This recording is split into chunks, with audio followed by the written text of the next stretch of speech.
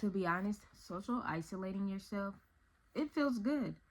I like when I have my moments where it's like, okay, I've hung out enough, I spent enough money, I need to take a break and have a week to myself, or maybe a couple of weeks, or maybe a month to myself.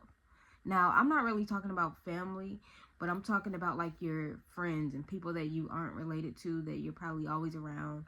They always want to FaceTime you every day, they always want to hang out every day. And you just cannot catch a break because you feel like, well, they're my friends. They just want to hang out. So why not? Why not go out? And after a while you do that, it gets exhausting because that's all you're doing. You're constantly outside. You're constantly hanging out. You're not taking any time for yourself. You're not taking time to think alone and be alone. I don't know if you guys are like a homebody or a loner, or you know, or you just love your peace. But I'm one of those. I'm all of those actually. I love being alone. I love my peace, and I'm a homebody. But then there are times when I can go outside and hang out, but I don't want to do that all the time. Social isolating yourself, I feel is good because you can do something that you want to do by yourself, that you enjoy, that maybe your friends don't understand, or maybe you feel like if you say something to your friends about what you like to do, they're going to make fun of you. They're going to think you're weird or whatever.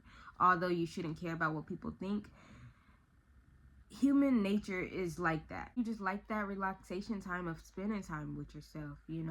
Most people don't understand that because they always feel the need to be around people, the want to impress people, or the want to have people around them because so they can feel complete, so they can feel like they're at a certain type of status. And sometimes when you don't take that time for yourself, you get grouchy and you start being angry and you start feeling like you start feeling some bad emotions just because you never have time alone. So you get irritable, you get annoyed easy.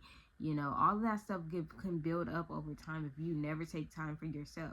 Now, too much social isolation can be bad for you, because a lot of times, like, say that you're social isolating yourself for a month, like it's like you're in hibernation for a month, then you go outside, it's almost like you forget how to talk to people or how to engage with people. I've had that feeling so many times to where I social isolated myself from everybody because I was just enjoying the time being alone. I was enjoying my peacefulness, right? So once I got back out there, I would go into places and I would have kind of like a social anxiety, like kind of just, chilling by myself, standing around, not really wanting to talk to nobody, but people are around me. So that means people are trying to talk to me, and I'm just like wanting to be quiet. And sometimes it's hard to break out of that social isolation. I would say you should have maybe a 30% of social isolation because you need to be out there in the world communicating. You need to keep your social skills up. You need to be around people that are smarter than you, or people that have more knowledge than you, or just meet new people in general, because you never know where it could take you. Although you have those moments of wanting to be alone and not talking to anyone, you still need to engage with people, you know? It's almost like if you have too much isolation, you instantly feel like a kid again when you're out there in the world trying to be around people. It's almost like you're a 2-year-old, shy to speak to people or shy to even be around people. Too much isolation is not good, but a little bit of it can be. Just take little bits at a time, like once a month, every week. Like say you do 1 week every month isolation. That's good enough isolation for you to have time to yourself. Then you may go out, hang out for a little bit, and then you come back to that. So you kind of like turn it on and off, on and off. If you don't have any friends, I don't necessarily think that's a bad thing, but you can have acquaintances. You have people you talk to here and there. They may not be your friend like that, but you can have people you talk to here and there just to kind of keep your flow of engagement with people going, because you always want to have some type of engagement so you don't lose yourself into being isolated from people. It's not a good thing to lock yourself in your room, lock yourself out from the world. It's not a good thing to just shut down from the world.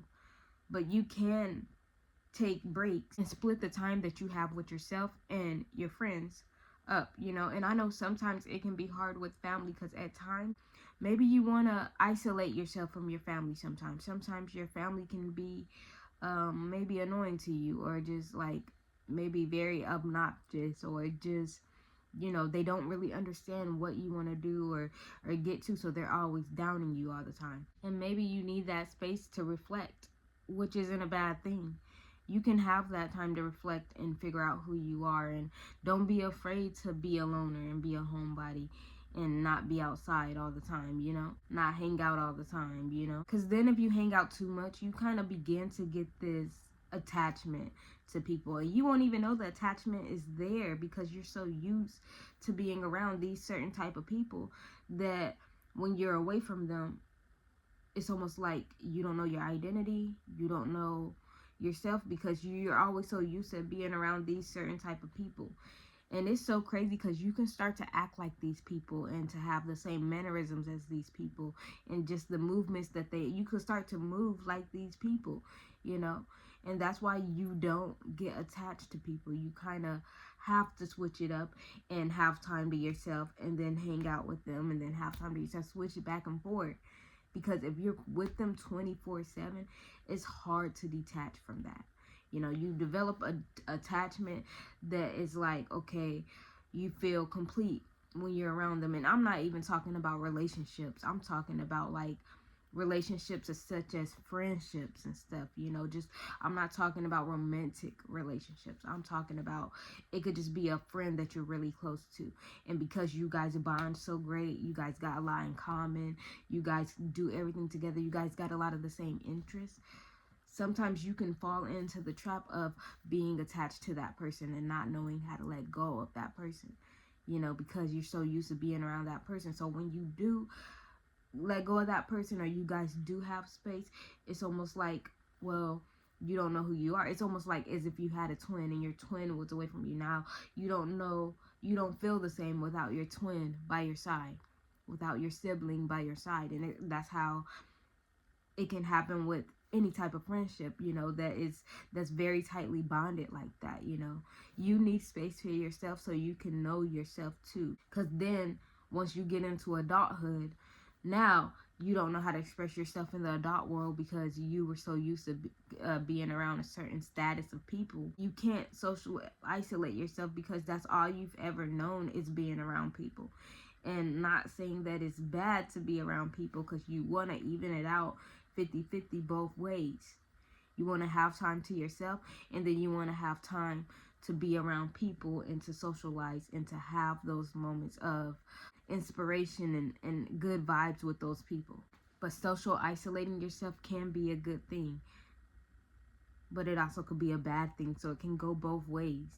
Once you know how to balance friendships like that, then everything will go pretty smoothly. So then you'll never have a problem when something does happen and you have to be alone, or something comes up to where your friend can't come with you here, or do this and that with you. You don't take it so much to heart because you're used at having time alone too. Like, you're not panicking that, oh, I don't have nobody to go with. I don't, because you don't need to be with somebody for everything.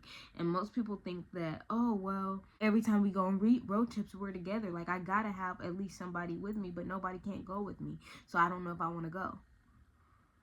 But it's okay.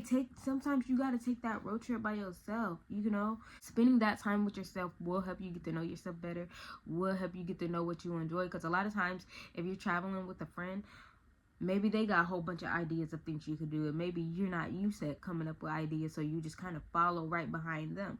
But then if you're not with them, then you start to be alone, and you start to think like, hey, maybe I should go here. Maybe I should check this out. Know yourself, because then whenever something comes up to where a person can't be with you, you know how to handle it when you're alone. You guys get what I'm trying to say? It's like, you need to make it 50-50 when you social isolate yourself, Don't go social isolating yourself for months and then you come up out of it and then you don't know how to socialize. Like it's weird because you just took all that time off for yourself, and now you kind of want to stay there, you know. So if you do too much of one thing, you kind of get stuck doing it, you know. And it's kind of hard to like separate and kind of reroute and change what you're doing. And that's why they say change is hard, because it could be the most smallest things that you don't even think that really matter. It could be the most smallest things that are hard to change. Just something I thought about.